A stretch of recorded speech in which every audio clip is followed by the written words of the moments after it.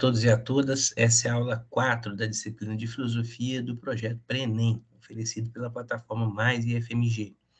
Essa aula 4 nós damos continuidade às aulas anteriores e em consonância, né, em aproximação com os temas estudados da nossa apostila.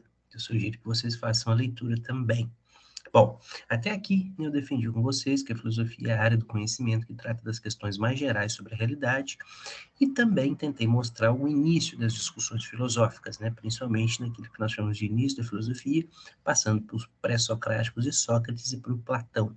Nós lidamos aqui com questões ligadas à existência ou inexistência de verdades, como descobrir verdades sobre o mundo, no que podemos acreditar, como podemos obter conhecimento seguro da realidade e o que é o mundo, o que é essa realidade que está à nossa volta.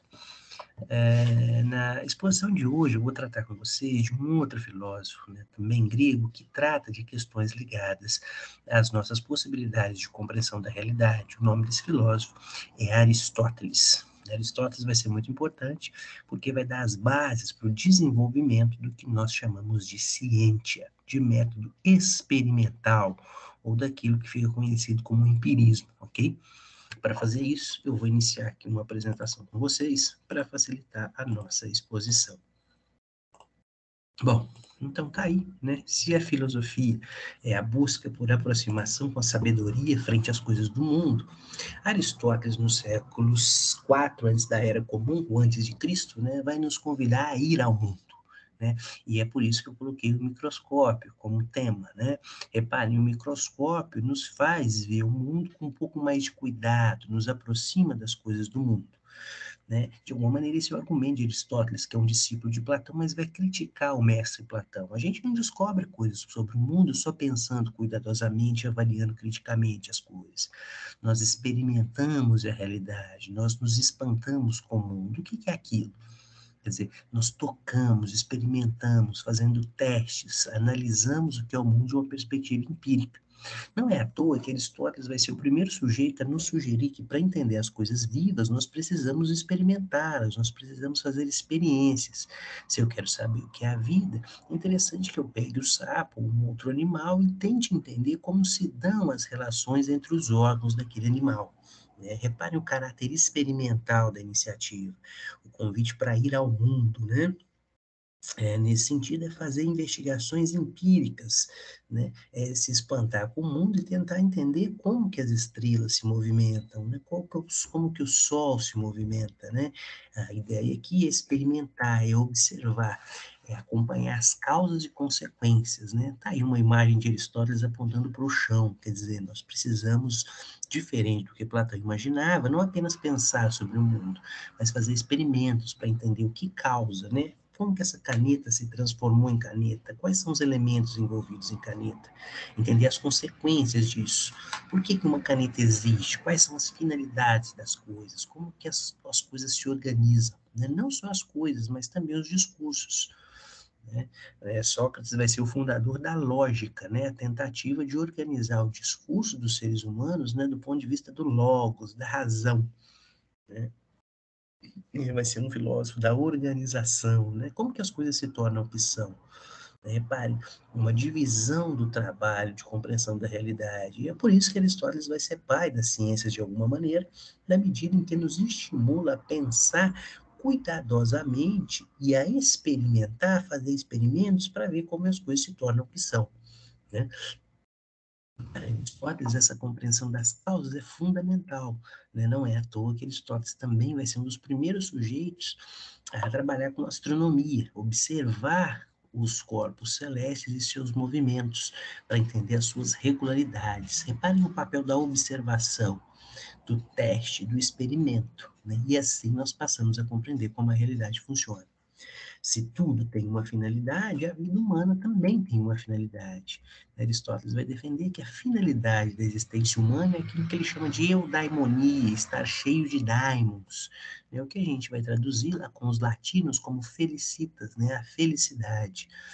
Aristóteles vai desenvolver essa ideia de que a vida humana também tem uma finalidade. Assim como as coisas do mundo, a nossa vida tem uma finalidade, que é viver uma vida bem vivida, de realização e satisfação. E essa vida, ela está diretamente conectada ao mundo, né? Assim como uma árvore forte, frondosa, seres humanos precisam ter uma vida de realização e satisfação para que nós possamos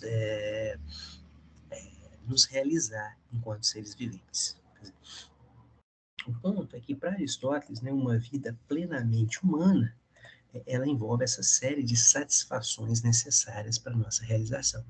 Do ponto de vista filosófico, né, o convite aristotélico é que nós observemos o mundo com cuidado, nos espantando e obtendo mais informações sobre como essa realidade funciona, não apenas do ponto de vista do pensamento, mas também do ponto de vista da observação. Né, da observação das coisas do mundo, de como elas funcionam, do que são essas coisas, de por que elas existem. Só a partir do pensamento, da reflexão, juntamente com a experimentação, com a testagem, é que nós obteremos respostas seguras, né? E assim, o método experimental, que é base fundamental do desenvolvimento científico, vai passar a ser bastante desenvolvido. Não é à toa que nós faremos em breve revoluções científicas, né? Muitos séculos depois de Aristóteles, revoluções científicas, revoluções industriais que nos trarão ao mundo de hoje. Okay? E já sobre a questão da felicidade, que Aristóteles também trabalha, é interessante perguntar, né, como Aristóteles tem uma vida realizada e bem vivida? Né? Para isso, ele não nos dá respostas. Nenhum traço da perspectiva de Aristóteles é que seres humanos são animais sociais, né? E que defende que é impossível ser feliz sozinho, como diz o poeta. Né? Seres humanos são animais de contato, né? A solidão nos faz mal. E não é à toa, né, que a gente chega no século XXI num paradoxo estranho, né? Principalmente depois da pandemia, numa situação estranha de se sentir sozinho ao mesmo tempo que está junto. Né? A gente passou tanto tempo em isolamento, e a gente estava junto aí pelas redes, pelas interações sociais digitais, mas isso parecia não nos dar uma boa vida. Né? Como Aristóteles aponta, nós somos animais da polis, animais políticos, animais do grupo. Okay? E com todas as promessas de felicidade do mundo contemporâneo, é curioso que a gente também não seja tão satisfeito com a vida, a gente sempre queira mais, né? Parece que nós vivemos um modo de vida em que a felicidade é uma grande preocupação, mas nós não temos boas respostas, né? Como ter uma vida bem vivida e realizada, como Aristóteles queria, como ele desenvolve essa ideia, né, de que é uma finalidade para a existência humana, nós ainda não sabemos a melhor forma de fazer isso. Né? Alguns apontam que a melhor forma de viver, né, envolve grandes quantidades de consumo, mas isso não parece uma forma de vida tão interessante devido aos impactos psíquicos, né, psicológicos e ambientais que ela causa. Muitos séculos depois, nós ainda, reparem a potência da filosofia, né? Nós ainda fazemos as mesmas perguntas que Aristóteles fazia, né? Do ponto de vista tanto da realização da finalidade como existência humana, quanto do ponto de vista da segurança em relação ao que nós sabemos sobre o mundo, ok? Então, essa foi a nossa quarta aula, né, quarta exposição sobre a disciplina de filosofia. Eu sugiro a leitura do capítulo sobre Aristóteles da nossa apostila. Lá eu coloco mais alguns exemplos, trato de mais alguns temas, para que nós possamos compreender melhor as questões filosóficas, né, as questões mais gerais sobre a realidade. Um ponto interessante de Aristóteles, que ele defendia, apontava que a filosofia é inescapável, né? Não dá para escapar das questões filosóficas. Como eu tentei mostrar para você nessas aulas, as questões que esses filósofos gregos trataram há muitos e muitos séculos ainda são questões fundamentais do nosso modo de vida, né? São questões que nós precisamos, que nós nos atentamos constantemente e buscamos oferecer respostas, ok? Né, do ponto de vista mais geral, né, além de tentar oferecer essas respostas, a filosofia também nos estimula a ter uma atitude um pouco mais crítica, um pouco mais reflexiva sobre o que nós somos, sobre a realidade na qual nós estamos inseridos. Bom, eu vou ficando por aqui, eu espero que tenha sido proveitoso e que vocês tenham compreendido os temas. No mais, um grande abraço e até mais.